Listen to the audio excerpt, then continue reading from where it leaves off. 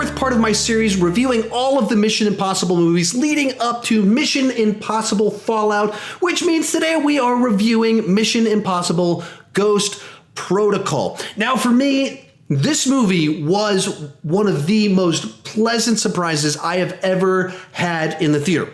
Now, I went into it excited. I was very excited to watch the movie. I've always loved this franchise. And I went to go see this movie at the IMAX because when it came out in IMAX theaters, if you saw it at the IMAX, they showed the prologue to The Dark Knight Rises. That's the only real reason I went to go see it at the IMAX, because the IMAX is way far on the other end of town from where I live. And then this movie on the IMAX is spectacular. And so it really was. There's a sequence in this movie, we'll get into it when we start talking about the movie as a whole, that is the best scene I've ever seen in a movie theater. Best experience watching a scene is in this particular movie. So I have all sorts of fond nostalgia experiences with this film. So with all that in mind, go ahead and tell me down below in the comment section, what's your take on Mission Impossible Ghost Protocol? Did you love it? Did you hate it? I don't know if I've ever heard of anyone that hated this movie, but tell me your take down below in the comment section. With that said, let's get started talking about the good. And the best thing about this movie is that it is just fast paced. It just keeps moving as soon as it gets started. I mean, as soon as the movie begins, it doesn't really slow down or let up until the credits roll. The way that Brad Bird directed this film, he just finds a way to make every scene have motion to it. Even as you're going through the movie and Ethan gets out of the prison cell and they're trying to give exposition about what happened in the past. So they're just driving in a van down the road, and they use that as a mechanism to kind of fill in the details on the opening sequence at the beginning of the film. And the way it does this, the story just kind of keeps moving. It doesn't feel like it slows down as they're giving exposition, as they're going on a car ride. It just keeps moving forward constantly with energy, with momentum. Even at a part in time later in the movie where they're trying to deliver some exposition as they're about to get into a train to go into a secret base, they just this little detail where the trains are moving that makes the sequence way more interesting than it would be otherwise. It adds this little extra layer of tension into a sequence that could be fairly straightforward. People walking into a lab and talking to each other turns into this like quick moving, pushing buttons, which one is it type situation, which makes it interesting. And that level of detail is sprinkled throughout the entire movie. Just inside of each sequence, they find all the little details that could make that sequence more interesting, have more tension, and have more conflict inside of it in many different types of directions. And so that's the best thing about this movie. But it also has an amazing sense of humor to it. And that's one of the nice touches that gives all of these sequences their energy, their vibrance, is that it's not just that there's cool action and tension.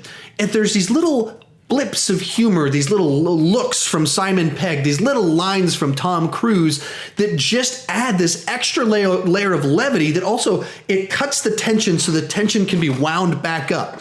While you can have large amounts of tension while still be having fun in the process of doing so. Along those same lines, the cast in these movies is always great. And bringing Simon Pegg back and maybe amping up his role in the film is part of the reason that humor works so well, because he's obviously such a funny guy. But then also adding Jeremy Renner in as this character that I think they were originally trying to set up as the replacement for Tom Cruise. He's not quite a replacement for Tom Cruise, but he's a really nice addition to the mix of these, this ever-changing team of spies that we have in this movie. But and I keep saying this, but the absolute thing that makes this movie work is it's jam-packed with memorable sequences, like amazing, great, memorable sequences. So much so that even some of the stuff in the third act, where it can feel like it gets overshadowed by the stuff in the middle of the movie, that's not because the stuff at the end of the movie is boring or dull. It's just that the stuff in the middle is just so good that anything would be outshined by it. But, the movie kicks off and you've got this sequence where this guy's on a rooftop and kind of jumping, and it's handled in such a way that even though the sequence is only like 90 seconds long or something like that, it's so fast-paced, shot in such a way with the rooftop moving and then jumping over, and the camera goes over. You watch this guy turn around and fire at the couple guys. It's handled in such a way that even that is a memorable shot inside of the movie. We go from there into this prison break sequence that right off the bat, you understand the tone that they're going for with kind of everything goes wrong. There's all these little things that happen with this kind of like winking at the audience sense of humor that's just having fun as all of the stuff goes down. As, a guy gets out of the cell and he's kind of walking, looking around, and then a security guard comes up to him, and then Simon Pegg lets some other guys out of it. And then the security guard starts getting beaten up, and Simon Pegg makes this little joke that's kind of a really dark joke to make, but that's the whole movie has these little moments like that. As you kind of move along through the film and you get to this Dubai tower sequence, this is one of the best cinematic sequences ever filmed. And what I mean by cinematic is I mean a sequence that is designed to be seen on an enormous screen and just takes full advantage of it.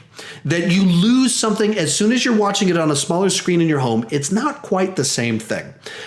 In particular, if you see this sequence on an IMAX screen, which I did, true IMAX. I saw it at the Bob Bullock Theater in Austin, Texas, which is, this is the biggest movie theater screen I have ever seen in my life. And as they do this sequence where Tom Cruise walks towards the window and then the camera goes over it, you're just in your seats like, whoa, what is going on? Like you just feel like you're about to fall into the movie screen because it is filmed so well. And then as Ethan is climbing up the building, they find all the little details. The glove stops working. He has to put one hand on it and starts kicking it and bouncing.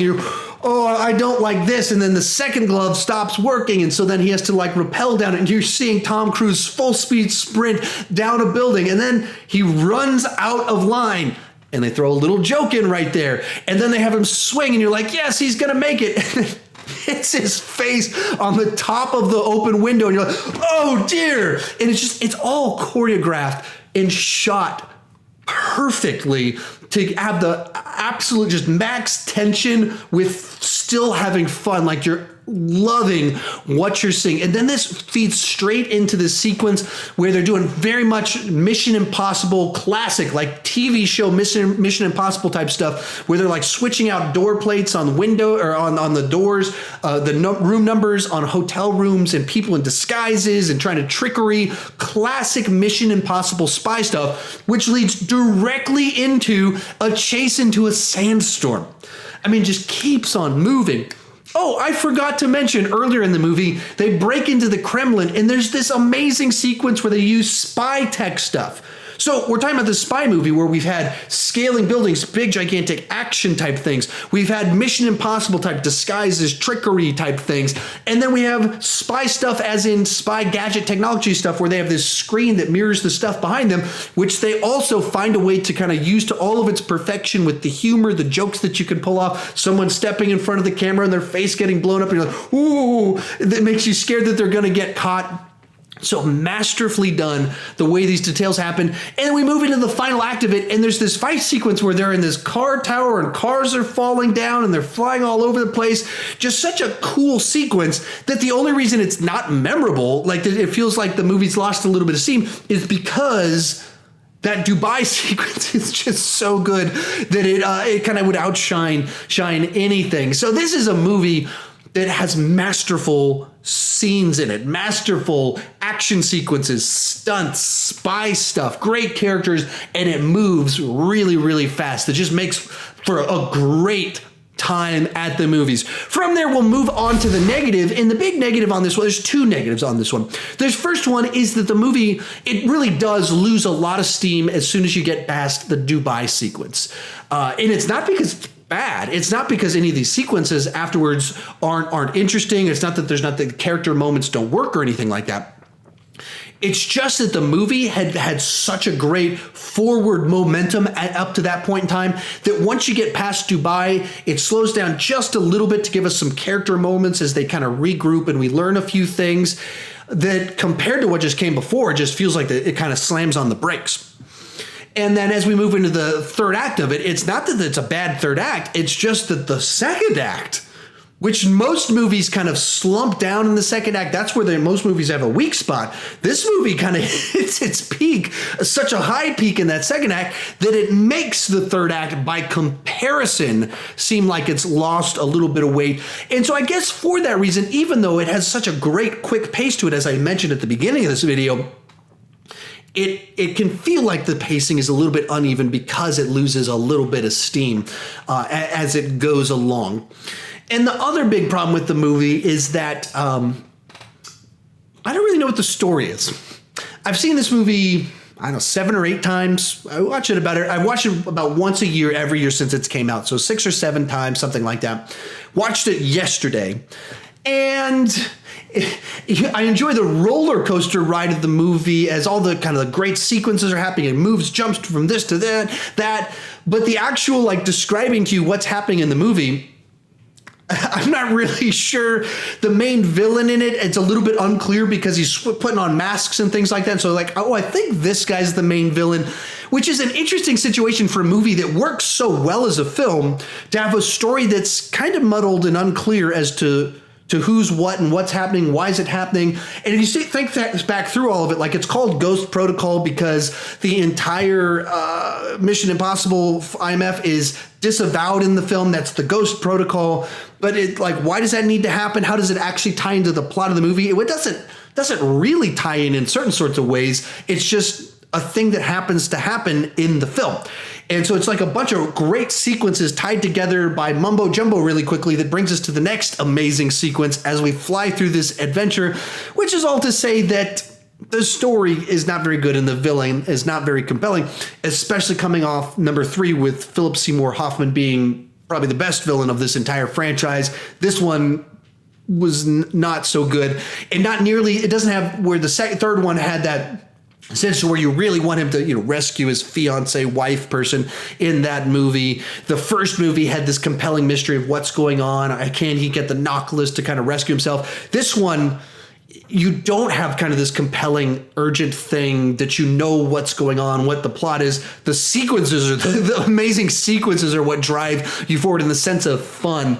So, but at the same time, it's not that big of a knock on the movie because it is so much fun. I would score this one an A-, but on an entertainment level, I would go with a 9 out of 10. There are definitely some story problems in the mix. It does slow down, but you just don't really care because the sequences themselves are so good. And Tom Cruise is so good in this movie. And in a lot of ways, this is a kind of a revival for Tom Cruise's career because he had this slump in the zeros where his personal life had made people think that he was kind of an insane person because he was jumping on couches and things like that. And so the third one kind of underperformed at the box office and he was kind of going out of the limelight. And then this movie just immediately went, oh wait, Tom Cruise just might be the greatest movie star of all time, and he's willing to dangle himself from the side of a building to prove to you that he is and to entertain you. So I just absolutely love this movie. It is incredibly entertaining to me. How about you? What's your take on this one? Tell me down below in the comments section. Do you love it? Do you hate it? All that fun stuff. Can you defend the story to me? Is it just me that the story doesn't work for me, but can you defend it? Can you explain to me how it's actually kind of compelling? Maybe you can. I'd love to hear a defense of this one so that maybe I can't even bump it up even a little bit higher. And if you're new to my channel, please consider clicking that subscribe button. I do movie reviews, TV reviews, ranking videos, but the key thing is I don't want to just talk about movies. I want to talk about movies with you. So join me down in the comment section. Let's have a lively discussion. If you've already clicked that subscribe button, consider ringing that bell so you get notifications every time I post a new video. And as always, thank you so much for watching.